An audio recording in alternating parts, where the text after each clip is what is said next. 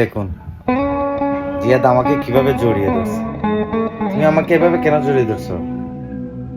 হ্যাঁ জিহাদ, তুমি আমাকে এভাবে কেন জড়িয়ে ধরছো? হ্যাঁ বুঝি না। কোথাও না যাওয়ার জন্য? তো আমি তো কোথাও যাবো না।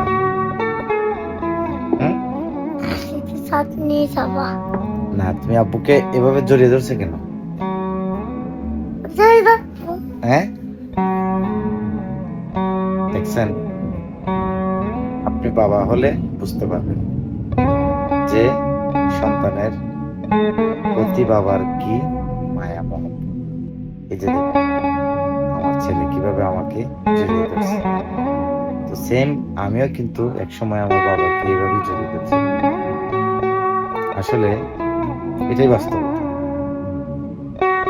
আপনি একসময় এভাবেই কিন্তু আপনার বাবার কোলে ঘুমাচ্ছেন, আর যখন আপনি বাবা হলেন তখন আপনার সন্তানরাও কিন্তু এভাবেই আপনাকে জড়িয়ে ধরে। এটাই কিন্তু আসলে নিয়ম। কিন্তু তার মধ্যে একটা কথা আছে। আচ্ছা আব্বু, তোমাকে আমি বলি, এই যে আমি, তুমি আমাকে জড়িয়ে ধরছো, আমি তোমাকে আদর করতেছি না? তো আমি যখন মানে বুড়া হয়ে যাব, বুড়া বুঝো, বুঝতে পারছো, মানে বৃদ্ধ হবো, ঠিক আছে? মানে আমি বৃদ্ধ হলে তো বাচ্চা হয়ে যাব, ঠিক আছে না? তখন তুমি কি এইভাবে আমাকে জড়িয়ে ধরবা? হ্যাঁ, জড়িয়ে ধরবা, আদর করবা তখন? এখন তো তুমি ছোট, আমি তোমাকে আদর করি। হ্যাঁ, অনেক কিছু এনে এনে দিই না? তুমি যেটা বলো সেটাই তো এনে দিই। তো আমি তো এক সময় বুড়া হয়ে যাব, ঠিক আছে?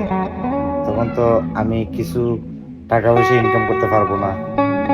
হ্যাঁ, কাজ করতে পারবো না, কিছু করতে পারবো না। এই তোমাদের মতো হয়ে যাবো আর কি, কোথাও বেরোতে পারবো না। তখন কি তুমি আমাদেরকে এভাবে জড়িয়ে ধরবা, কিছু খাওয়াবা?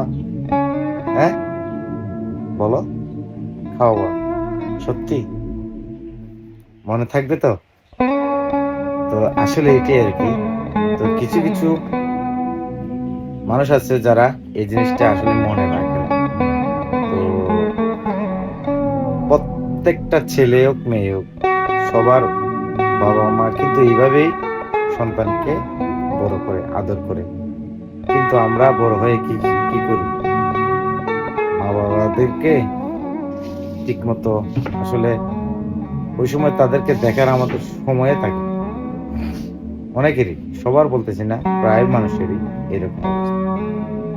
তো হুট করে আসলে আমার বাচ্চাটা আমাকে যখন জড়িয়ে ধরছে, তখন আমার নিজের বাবার কথা মনে পড়ে গেল। সেজন্য আর কি ভিডিওটা করে ফেলছি আসলে। আর সবার বেলায় কিন্তু এই কি অবস্থা।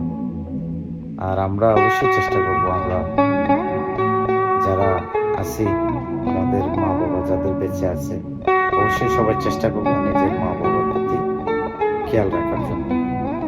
ধন্যবাদ সবাইকে।